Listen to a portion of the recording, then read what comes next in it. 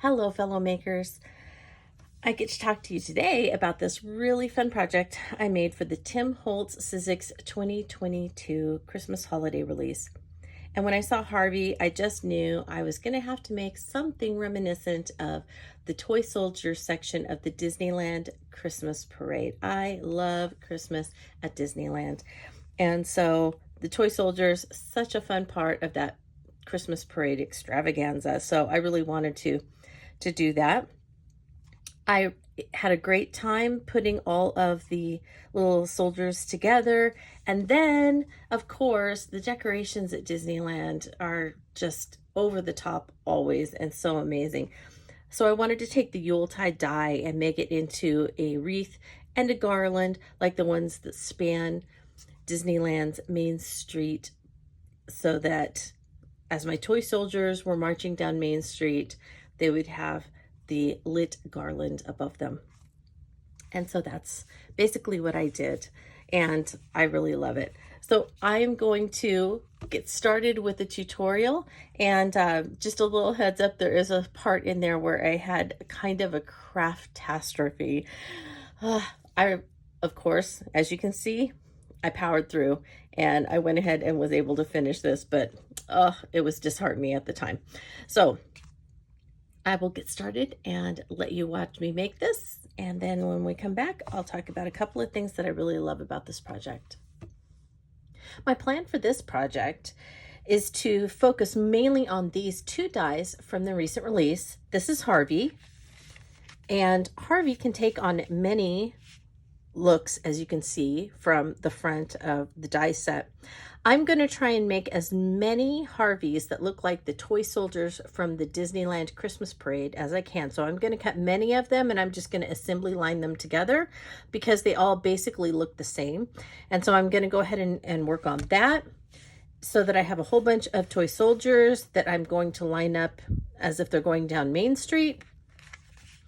And then at the top of the vignette, I'm going to put one of these wreaths from, this is called the Yuletide, and there are many, many layers to this. So I'm going to be putting a wreath, and then I'm going to be making at least two of these because I want to have then one of the wreaths cut in half so that it's kind of coming out to the side of the vignette box at the top. And I'm going to try and light these up with tiny lights. So let's get started and see how this goes. Here are all the parts for 9 of the toy soldiers. I did make a couple of color changes on some things, and so I will show you that once I get them built, but I am working off of very closely this toy soldier, and I want to make him look as close to the Disneyland toy soldiers as possible. I'm videotaping this way because it's much easier for me when I'm doing a lot of little things to just grab my phone and show you rather than standing up every time so that it's in view of the camera mount. So I put all of the boots on all of the soldiers, and that's really easy to see because you just line it up with the little feet. And so simple enough, and it lines up with the bottom of the shirt. Then that has 2 more layers to it. So I'm going to go over here and show you the 2 more layers. There's one that has a little cutout to it that you just pop out. That's the second layer that's going to go right on top. And again, you'll line up the little toes. And if you look very carefully at the second layer, you can see there are little indentions, and you're just going to line those up with the indentions on the second layer. And the opening on this layer will line up with the indention on the first layer right here. Now at the same time, I went through and I put faces on all my little soldiers, and so I wanted to show you that. So the face looks like this, and the nose is this way because they have very long noses, and so this is kind of supposed to be indicative of their nose sticking out. And you can see the little face indention on there, and you're going to just line it up like that and attach it. All right, the latest update is not a happy one. So I have the pants on. I need to put the shoes on, And there are 2 types of shoes that will go on there. But in getting ready to add the shoes, I went over the edges of the boot area with black soot and around where the hat's going to go. And there were some little bits left, and so I blew them off, and I blew all of the tiny pieces all over, clear back, way back in there, all over everything. I just blew them everywhere, and I can't believe it. So I'm gonna take a break and come back and regroup. All right, so after that disaster, I went ahead and gathered everything up and just pretty much took a break, spent some time with my husband. He was watching a funny old Disney movie called The $1 Million Duck. And so I finished that with him and ate a little dinner. And then I was ready to come on back in and try and face this. So I'm going to put the shoes on, or the boots on, all of them, since I have it all inked. And then I'm just going to have to search through this pile to find all the little bitty pieces for the faces, for the jackets, and the hats. I am going to glue a little yellow square behind each of those. Oops. So that they have a little yellow button on their cuffs. Let's talk about the hats for a minute. I'm going to do a little pre-assembly before I put them on. So on the Disneyland Toy Soldiers, they have a band that goes across their chin that is gold. So I made a bunch of gold bands that I will be adhering across there. And then I'm not going to be able to get it on there.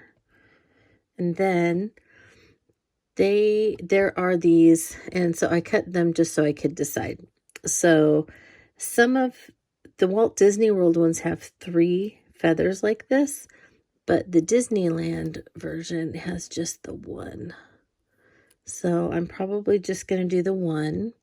And then they have a yellow medallion, and that has 2 parts to it. So it looks something like this. If I can get that on there. Not really. Anyway, it has a gold medallion on it. And then it has 2 gold stripes. And so here are the stripes. So I have those. I have to put the, I don't know what that is, the white X on there. And then I have all of the little belts done with the gold buckles, and so that will go across right here. Oops, it'll be on there.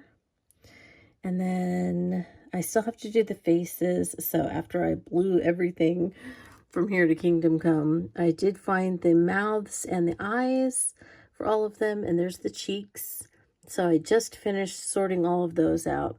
Here are all the yellow things that are usually the punch outs, but to make it look like a Disneyland soldier, there will be 3 of them that go across the middle here. I finished all of my toy soldiers, and so they fit in the tray. And then I'm going to put them on different levels. So I haven't got the chipboard behind all of them yet, but I did behind a few of them. And then you can see I have the ones in the back closer together. Then they're farther apart as they come up to the front, so that it kind of, again, is a little bit of forced perspective as if they are coming at us. Tray. So this is a small vignette tray, and I have covered it with some plaid paper from last year.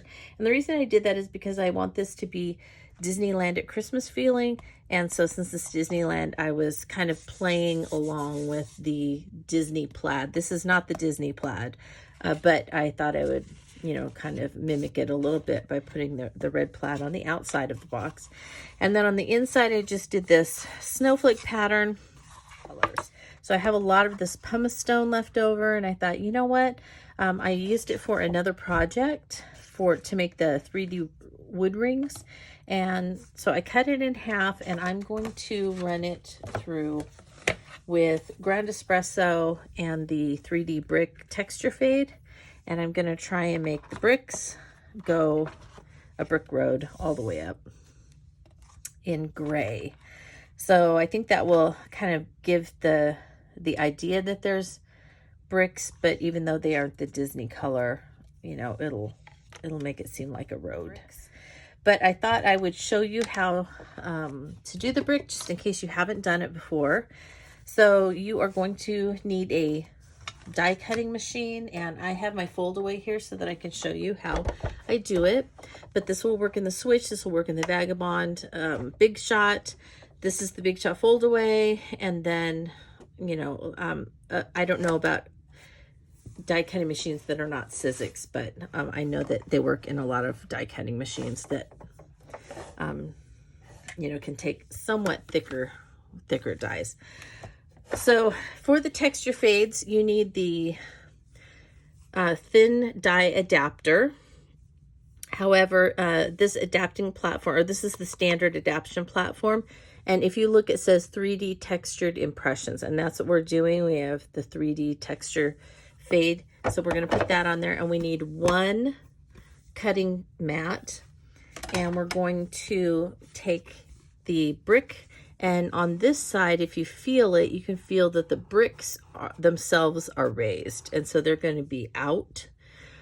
And this is the mortar side that will be kind of the depression side.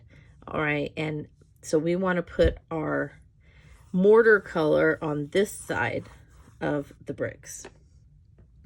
And I'm again going to use Distress Archival in ground espresso, which is the same thing, funny enough, that I used on my other project with the wood. And because I'm right-handed, I'm going to turn it this way so I can hang on to this side as I ink it up. And so I'm going to go over it with my ink pad, and you can see that I am using the end of the ink pad to ink this up. And just trying to make sure that I have all those raised areas. Now, they are different heights, and so if you look, you can see that I did not get some of these on there, and that could make for a nice distressed look, but also because I want to try and get all that mortar to show, I'm going to try and use the corner here and go through and make sure that I get all those little areas, even here in the center. And then the ones that, see how I'm kind of getting it on some of those little, I don't know, knotty areas or something, textured brick areas. That's okay too. It's just going to add some color to the whole thing. So I'm trying to get down in there so I get the whole thing covered. That looks pretty good to me. And if I put it back down, you can see that it's much darker than it was before. Okay. Yeah, I'm happy with that. All right, so I'm going to put the lid back on that. And I forgot, usually I will spray this with my distress sprayer with just water, a couple of sprays, and I'll usually do that before I start, and then it has a chance to kind of soak in. But I only wet the back. I wanted this dry, this side dry, so that the ink will adhere to it. So put this on the thinner side. The larger side is the one that has the depressions. So we're going to put this on the thinner side with our colored paper facing up. And then we'll close it. You're going to kind of put it on an angle. Put your mat on top. Go ahead and run it through. And I ran it through 3 times in my Big Shot fold away. Even though it has really good pressure, I like to run it through several times. I always just run it through 3 times for 3D.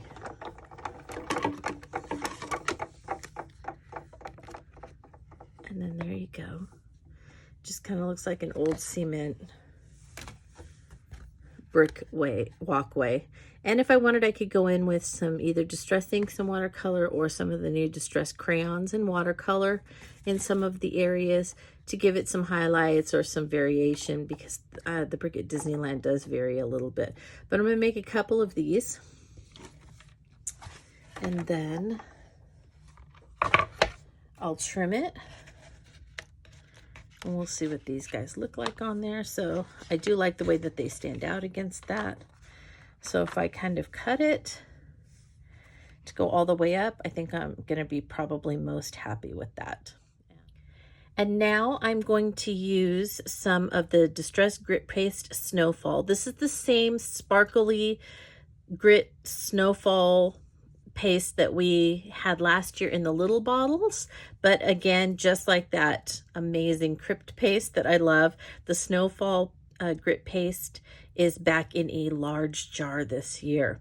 So it has kind of a sparkly, icy snow effect. It's a little bit translucent, also because it's the translucent grit paste, it's not the opaque white grit paste. So when you add it onto things, it will allow the color underneath will kind of affect the color of the snow. And because of that, I'm going to be spreading some on some distressed watercolor paper that I have. So I'm going to just spread it on so it's kind of sparkly and snowy. And then I'm just going to hand free cut. I'm not going to do anything with a die or anything like that. I'm just going to hand free cut some little, what I'm going to call patches of snow that I'm going to put kind of in the corners here, maybe a little bit on the front ledge of the box. And then I'm going to try and put some patches of snow here and there on the sides of the street and things like that to try and make it really look like a street, a snowy street. And then you can kind of see what the street actually is helping me line up my soldiers, because you can see that if I put my farthest away soldiers shoulder to shoulder up there, that that's about the way that I need them. And then my second level sides, and then I think with a little bit of the snow that it will really help. And I may have to pull these guys up a little bit more. I think it'll help make it look more like a street scene. I forgot to mention that I had sprinkled some white picket fence distress paint all over the project, the sides, the back, the street, the whole thing. Then I took that piece of watercolor paper that I had spread some of the snowfall grit paste on.